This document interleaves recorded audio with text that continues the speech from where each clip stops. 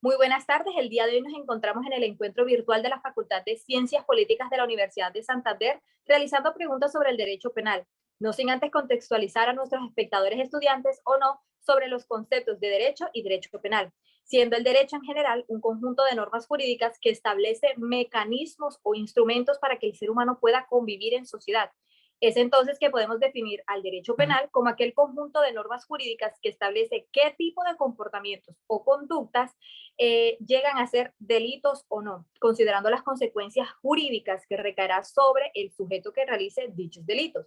Comportamientos o conductas de acción y de omisión, siendo la primera realizada a través de un movimiento corporal y la segunda por no cumplir un deber jurídico, que son de gran relevancia.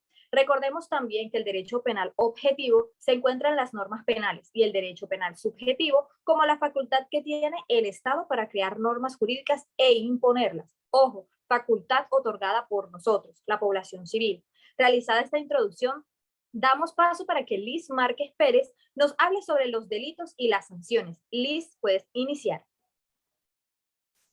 Claro que sí. ¿Qué es el delito? Es el ingrediente fundamental del derecho penal. Se trata del conjunto de comportamientos que dan lugar a un hecho ilícito. Pero, ¿qué son estas sanciones penales? Cuando es el mandato o la prohibición estipulada en la ley cuando ésta se incumple. Esta prevé una consecuencia respecto a este delito.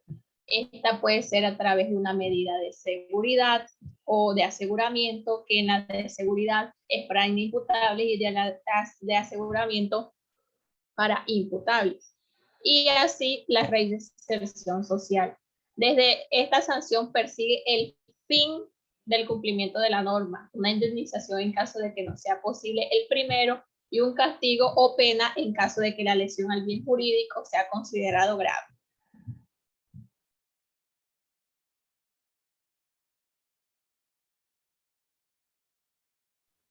Muchísimas gracias, Liz. Shereni Bravo, ¿nos podrías hablar sobre las causales de antijuricidad?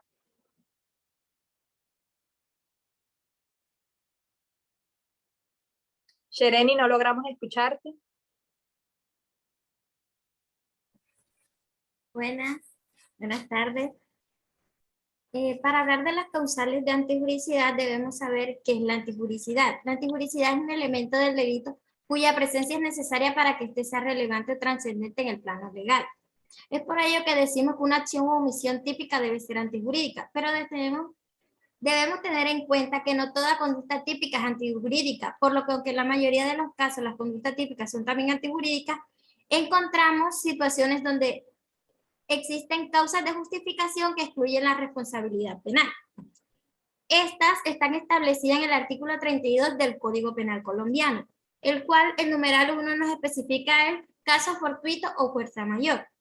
El numeral segundo, el consentimiento del sujeto activo. Numeral tercero, el estricto cumplimiento del deber legal. El numeral cuarto, orden legítima de autoridad. El numeral quinto, legítimo ejercicio del derecho o de actividad lícita. El numeral sexto, legítima defensa, y el numeral séptimo, estado de necesidad. Un ejemplo de el numeral primero es en un muelle la brisa que se lleva al pasante, es decir, a una persona pasante, y lo arroja sobre otro que está sentado en la orilla, lesionándolo. Y otra podría ser del corpulento deportista que toma la mano de la viejita y la hace firmar. Tanto el pasante como la anciana no realizan la conducta y no tienen un control volitivo. Eso es todo, muchas gracias. Estupendo, Shereni. Carla Díaz, ¿podrías continuar con la culpabilidad y el dolo? Y claro, hola, muy buenas tardes a todos. Bueno, hablando acerca de lo que es el dolo es la voluntad y la conciencia que tiene un sujeto para realizar una acción o que provee eh, un perjuicio a otra persona. Cuando el autor del hecho punible actúa con dolo, quiere cometer ese delito a sabiendas del daño que éste va a causar. Existen tres tipos de dolo. El principal de ellos es el dolo en primer grado, que es que el autor realiza una acción que provoque el daño de manera voluntaria. El dolo directo de segundo grado, en su definición es que el resultado de la acción delictiva no es el fin que persigue el autor. Y por último, el dolo eventual, que es el tipo de dolo que se produce cuando el autor sabe que puede producir un daño. Hablemos entonces de lo que es la culpa en derecho penal. La RAE define la culpa como la comisión de la diligencia exigible a alguien que implica que el hecho injusto o daño resultante motive su responsabilidad civil o penal. En el ámbito penal en concreto, la culpa es la omisión del cuidado, del debido cuidado al momento de actuar, al calcular las posibles y previsibles consecuencias de un hecho o un acto. Es decir, que el autor tiene culpa de la producción de un daño al ejecutar una opción y no aplicar un debido cuidado para evitar posibles resultados. Perfecto, cerramos entonces con Rocío Arenas y la conducta punible. Bueno, en las modalidades de la conducta punible, la conducta es dolosa, culposa o preintencional. La culpa y la preterintención solo son punibles en los casos señalados por la ley, artículo 22.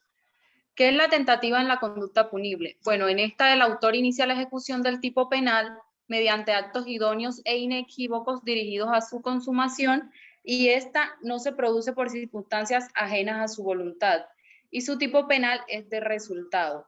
Existen unas clases de tentativa las cuales son simple, frustrada y desistida. La simple se interrumpe la ejecución de la acción típica en su comienzo. La frustrada, el agente realiza todo lo que está a su alcance, pero no logra su consumación. La desistida, el agente inicia y termina los actos ejecutivos para obtener la consumación de manera voluntaria, pero al final decide poner fin a la empresa criminal. Muchas gracias. Bueno, muchísimas gracias a todos. Damos por finalizada esta sesión virtual.